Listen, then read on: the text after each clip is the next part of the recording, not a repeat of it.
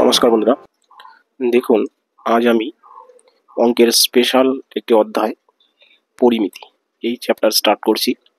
তো এই পরিমিতির মধ্যে বহু কিছু রয়েছে বন্ধুরা, যেমন রয়েছে আয়তক্ষেত্র, ত্রিভুজ, চতুর্ভুজ, সামান্তরিক, বিভিন্ন ধরনের প্রিজম, ঠিক আছে, বিভিন্ন ধরনের কোণ, এক কথায় জ্যামিতিক, যে দৈর্ঘ্য, প্রস্থ, উচ্চতা, ঠিক আছে, এই সমস্ত বিষয় নিয়ে যে অঙ্কগুলো হয় সেটাই হচ্ছে বন্ধুরা পরিমিতি। এক কথায় যাকে পরিমাপ করা যায় সেটাই হচ্ছে পরিমিতি।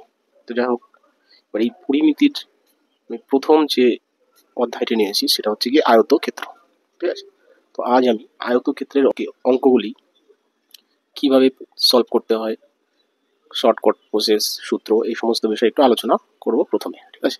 আচ্ছা, দেখুন আমি লিখে নিয়েছি যে পরিমিতি আয়তক্ষেত্র। এবার আয়তক্ষেত্র কি বন্ধুরা, এটা হচ্ছে একটা আয়তক্ষেত্র। এই আয়তক্ষেত্র আমি নাম দিয়েছি দেখুন এ বি সি ডি। আয়তক্ষেত্রের কিছু বৈশিষ্ট্য রয়েছে, এই বৈশিষ্ট্যগুলো সম্পর্কে বা আয়তক্ষেত্র সম্পর্কে যদি আপনার ভালো জ্ঞান থাকে তাহলে যে কোনো প্রশ্নের উত্তর হামেশা আপনি করতে পারবেন কয়েক সেকেন্ডে, ঠিক আছে। এবার দেখুন আমি একটু বলে নিচ্ছি, আপনি হয়তো জানেন তবে একটু বলে নিচ্ছি যে আয়তক্ষেত্রের প্রত্যেকটা কোণ সমকোণ, অর্থাৎ 90 ডিগ্রি করে হবে। আর কি, আয়তক্ষেত্রের এই লম্বা বাহুটাকে বলা হয় দৈর্ঘ্য, আর এই যে কম দৈর্ঘ্যের যে বাহুটা রয়েছে দুটো করে বিপরীত বাহু, এই যে এটা এটা, ঠিক আছে, এই দুটো বাহুকে বলা হয় প্রস্থ। অর্থাৎ এখানে দৈর্ঘ্য হচ্ছে এবি আর হচ্ছে সিডি, আর প্রস্থ হচ্ছে এসি আর হচ্ছে এডি, ঠিক আছে। এবার কি এই যে সি থেকে বি পর্যন্ত গিয়েছে এটা হচ্ছে বন্ধুরা কর্ণ, ঠিক একই রকম এ থেকে ডি পর্যন্ত গিয়েছে এটা হচ্ছে কর্ণ, অর্থাৎ দুটো কর্ণ, দুটো দৈর্ঘ্য, দুটো প্রস্থ, আর হচ্ছে চারটি কোণ। এই হচ্ছে এই সমস্ত জিনিস নিয়ে হচ্ছে আয়তক্ষেত্র, ঠিক আছে। যাও তাহলে চলে আসি বন্ধুরা এবার আসল কথায়। আয়তক্ষেত্র সম্পর্কে এটুকু জানলে আপনার যথেষ্ট। এবার আয়তক্ষেত্র দিয়ে কি কি প্রশ্ন হয় এর হয়তো সবকিছু দেওয়া আছে, দেখালে দৈর্ঘ্য দেওয়া নেই, ঠিক আছে, দৈর্ঘ্যটা বের করতে বলবে, ঠিক আছে। এবার দৈর্ঘ্য বের করতে গেলে আমাদের কি করতে হবে, বাকি দুটো বিষয় সম্পর্কে আমাদের জানতে হবে, অর্থাৎ তিনটি করে বিষয় থাকবে, তার মধ্যে যে কোনো দুটি বিষয় দেওয়া থাকবে আর একটি বিষয় দেওয়া থাকবে না, সেটা আপনাকে বের করতে হবে। যেমন কি আমি একটা সূত্র দিয়ে বোঝাচ্ছি দেখুন, যেমন কি পরিসীমা। পরিসীমা মানে কি, এই এ বিন্দু থেকে স্টার্ট করে বিতে যাব, বি থেকে ডি, ডি থেকে সি, আবার সি থেকে এতে আসবে, এই যে টোটাল দৈর্ঘ্য, এটা হচ্ছে বলা হয় পরিসীমা, ঠিক আছে। তো এই পরিসীমাটা মাপতে গেলে আমাদের একটা সূত্র ফলো করতে হয়, সেটা হচ্ছে 2 ইন্টু দৈর্ঘ্য প্লাস প্রস্থ, ঠিক আছে, এই সূত্র। তাহলে এই সূত্রটা আমরা যদি ফলো করি, অর্থাৎ কি কি বিষয় আছে দেখুন, আমরা পরিসীমা বের করব, তাহলে দুটো বিষয় আমাদের জানা দরকার, সেটা হয় দৈর্ঘ্য প্রস্থ, এই দুটো জানা দরকার, ঠিক আছে। আবার দেখা গেল দৈর্ঘ্য বের করতে হবে, তাহলে আমাদের পরিসীমা লাগবে আর কি প্রস্থ লাগবে, কিংবা প্রস্থ বের করতে হবে তাহলে দৈর্ঘ্য দেওয়া থাকবে আর কি পরিসীমা দেওয়া থাকবে, ঠিক একই রকম। যখন কি এমন হতে পারে যে দৈর্ঘ্য বের করতে বলছে, কি দেওয়া আছে, প্রস্থ আর ক্ষেত্রফল, ঠিক আছে, এরকম যে কোনো দুটো বিষয় দেওয়া থাকবে আর একটা বিষয় আপনাকে বের করতে হবে, ঠিক আছে।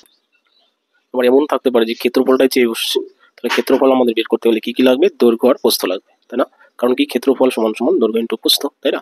এবার কি একটা জিনিস মাথায় রাখবেন, অনেক সময় এককগুলো উলট পালট করে দেওয়া থাকে, হয়তো দেখা গেলো দৈর্ঘ্য মিটারে আসে, প্রস্থ আবার ডেসিমিটারে আসে, তখন আপনাকে কি করতে হবে, সবগুলো একক এক করে নিতে হবে, অর্থাৎ প্রত্যেকটা জিনিসকে আপনার হয় ডেসিমিটারে করতে হবে, নাহলে মিটারে যে কোনো একটা এককে ফোকাস করে তারপরেই অঙ্কটা করতে হবে। আচ্ছা, যখন প্রবলেমগুলো আসবে, আমি তো কিছু অঙ্ক দিব এই চ্যাপ্টার থেকে, তখন আপনি ভালো বুঝবেন। তো তার জন্য কি করতে হবে বন্ধুরা, আমার ক্লাসটি একদম প্রথম থেকে শুরু থেকে শেষ পর্যন্ত ভালোভাবে আপনাকে ফলো করতে হবে। আমি খুব কম অঙ্ক দিব এবং সেই কম অঙ্কের মাধ্যমে আপনি সব ধরনের অঙ্ক পেয়ে যাবেন আয়তক্ষেত্র সম্পর্কে, ঠিক আছে। আর একটা সূত্র আছে, সেটা হচ্ছে কি কর্ণের দৈর্ঘ্য। কর্ণের দৈর্ঘ্য কি, এর দৈর্ঘ্য স্কোয়ার আর প্রস্থ স্কোয়ার, এর সমষ্টিকে যদি আমি রুট ওভার করি অর্থাৎ বর্গমূল করি, তাহলে কর্ণের দৈর্ঘ্য চলে আসবে। তো অনেক সময় দেওয়া থাকে যে একটা আয়তক্ষেত্রের প্রস্থ আর কর্ণের দৈর্ঘ্য দেওয়া আছে, তাহলে শুধু দৈর্ঘ্যটা কত, অর্থাৎ যে কোনো সূত্র দিয়েই প্রশ্ন আসুক আপনাকে দুটো বিষয় দেওয়া থাকবে, ঠিক আছে, আর তৃতীয় বিষয়টি আপনাকে বের করতে হবে, ঠিক আছে। এই হচ্ছে বন্ধুরা আয়তক্ষেত্র সম্পর্কে ছোট্ট একটি আলোচনা। আপনি যদি এই আলোচনাটা বুঝে থাকেন তাহলে অবশ্যই অবশ্যই আপনি এই আয়তক্ষেত্র সম্পর্কে যা প্রশ্ন আসুক আপনি সলভ করতে পারবেন, ঠিক আছে। এবার একটু গল্পে আসি দেখুন, যেমন কি অনেক সময় কি যে বিভিন্ন বইয়ে অনেকগুলি সূত্র থাকে, তাই না। তো আমি কি বলবো যে এই তিনটি সূত্র দিয়েই সব অঙ্ক হবে, ঠিক আছে, এই তিনটি সূত্র দিয়ে সব অঙ্ক হবে। এবার এই তিনটি সূত্র থেকে আপনি যা প্রশ্ন করুক আপনি উত্তর করতে পারবেন, ঠিক আছে। আমি একটা জাস্ট উদাহরণ দিচ্ছি। অনেক সময় কি যে সূত্র দেওয়া আছে যে দৈর্ঘ্য সমান সমান, যে আয়তক্ষেত্রের দৈর্ঘ্য সমান সমান কি, অনেক সূত্র হতে পারে এই দৈর্ঘ্যের, যেমন কি দৈর্ঘ্য সমান সমান হচ্ছে পরিসীমা বাই 2 মাইনাস প্রস্থ, এটা হতে পারে। কেন হতে পারে সেটা আমি বলছি দেখুন। তার কারণ হচ্ছে দেখুন, এই যে এটা পরিসীমা সমান সমান কি 2 ইন্টু দৈর্ঘ্য প্লাস প্রস্থ। আমরা কি করলাম, এই যে দৈর্ঘ্যটাকে রাখলাম, ঠিক আছে, এই দুটো এই যে ব্রেকেট আছে মানে কি দুটো গুণ অবস্থায় আছে, তাই না? তাহলে এই গুণটা যদি আমি সমান সমানের ওপাশে নিয়ে যাই কি হবে, ভাগ হবে, তার পরিসীমার নিচে 2 বসবে, তাই বসলে দেখুন পরিসীমার নিচে 2 বস হলো। 2টা যখন চলে গেল তখন দৈর্ঘ্য প্লাস প্রস্থ আসে, আমি দৈর্ঘ্যটাকে রাখছি, প্রস্থের সামনে প্লাস চিহ্ন আছে, ওপাশে গেলে মাইনাস হবে, অর্থাৎ এটুকু আমি কি করে নিলাম, সমাধান করে নিলাম। একইভাবে অনেক সময় কি প্রস্থের বলতে পারি যে প্রস্থ কত, তখন এই প্রস্থটাকে আমি এই পাশে রেখে বাকি দুটো ওপাশে নিয়ে যাবো, তাহলে একটা নতুন সূত্র হয়ে যাচ্ছে, তাই না? তো আমাদের কি এই সূত্র বন্ধুরা মনে রাখার প্রয়োজন নেই, শুধু আপনি এই 3টা সূত্র মনে রাখবেন। এই 3টা সূত্র থাকলেই আপনি সমাধান করে বাকি সূত্রগুলো নিজেই বের করতে পারবেন, এবং যখন অঙ্ক দিবে তখন আপনি করতে পারবেন, ঠিক আছে? যাই হোক, তাহলে কথা না বাড়িয়ে বন্ধুরা চলে আসি 2-1টি অঙ্ক দিয়ে আমি আজকের ক্লাসটি শেষ করছি। দেখুন, যেমন দেখুন 1 নম্বর প্রশ্নটা আমি নিয়েছি যে একটি আয়তক্ষেত্রের দৈর্ঘ্য ও প্রস্থের অনুপাত 2:3 এবং ক্ষেত্রফল 54 বর্গ সেমি হলে দৈর্ঘ্য কত হবে। খুবই সহজ, এবং কিভাবে এই সূত্রগুলো ফলো করে আপনি এটা করতে পারবেন সেটা আমি দেখাচ্ছি। দেখুন, দৈর্ঘ্য ইস্টু প্রস্থ 2:3, তাহলে ক্ষেত্রফল 54 দেওয়া আছে। এমনিতে আমরা কি জানি, ক্ষেত্রফল দৈর্ঘ্য ইন্টু প্রস্থ, তাই না? এতে দেওয়া আছে ক্ষেত্রফল দৈর্ঘ্য ইন্টু প্রস্থ। তাহলে আমি এই 2টাকে একটা এক্স দিয়ে আমি ধরে নিচ্ছি যে দৈর্ঘ্য 2x, প্রস্থ 3x, তার মানে কি 2x ইন্টু 3x, এটা হলো ক্ষেত্রফল, তাই না? দৈর্ঘ্যের মান 2x বসালাম, প্রস্থের মান 3x বসালাম, সেই ক্ষেত্রফলটাই কত 54 প্রশ্নে বলেছে, ঠিক আছে? তাহলে এখানে জাস্ট আমি সমাধান করব, সমাধান করলেই আমি কি করব, x এর মান পেয়ে যাবো, তাই না? আচ্ছা, তাহলে দেখুন x ইন্টু এক্স এটা রয়ে গেল ইকুয়াল টু 54। এবার এই যে 2 আর 3 এগুলো গুণ অবস্থায় আছে, ও পাশে গেলে ভাগ হবে, আমি ডাইরেক্ট 3 দুগুণে 6 লিখে দিচ্ছি, ঠিক আছে? তাহলে 6 9 54, তাহলে এদিকে আমরা 9 পেলাম, 9 মানে কি বন্ধুরা 3 ইন্টু 3, তাহলে x ইন্টু এক্স সমান সমান 3 ইন্টু 3, এর মানে কি, এর মানে হচ্ছে x এর মান হচ্ছে 3 হলো, বাস। তাহলে প্রশ্ন করেছি দৈর্ঘ্য কত, তাহলে আমরা ডাইরেক্টলি আনসার লিখে দিচ্ছি যে দৈর্ঘ্য সমান সমান কত 2 ইন্টু এক্স, এক্স এর মান 3, অর্থাৎ 3 দুগুণে 6, ঠিক আছে? সেন্টিমিটার, সেমি বলেছে তাহলে সেন্টিমিটার বা সেমি, তো এটা বন্ধুরা উত্তর 6 সেন্টিমিটার। কিন্তু দেখুন প্রশ্নটা অ্যাকচুয়ালি একটু ভুল আছে, কিসের জন্য বলছি, যে দৈর্ঘ্য সবসময় বন্ধুরা প্রস্থের থেকে বড় হয়, কিন্তু এই ক্ষেত্রে প্রস্থ বড় হয়ে যাবে, কারণ এই দেখুন 3x প্রস্থ বলেছে, কারণ কি প্রশ্ন এভাবেই তো আসে, যার জন্য আমি এভাবেই করলাম, তো কোনো প্রবলেম নেই, যাই প্রশ্ন থাকুক আপনি এইভাবেই করবেন। তাহলে দৈর্ঘ্যের মান 6, অপশন নাম্বার সিতে রয়েছে, তাহলে অপশন সি হচ্ছে উত্তর। এবার কথা হচ্ছে আপনি যখন বুঝবেন এইটুকু আপনার করার প্রয়োজন হবে না, ঠিক আছে? এর যাতেও শর্টকাটে আপনি পারবেন সেটা আমি একটু দেখাচ্ছি যে কী করবো। যদি দেখবেন ক্ষেত্রফল দেওয়া আছে, ঠিক আছে, তাকে অনুপাতের গুণফল দিয়ে ভাগ করে রুট ওভার যদি করে দিই, তাহলে একটা ধ্রুবক সংখ্যা আসবে, ঠিক আছে?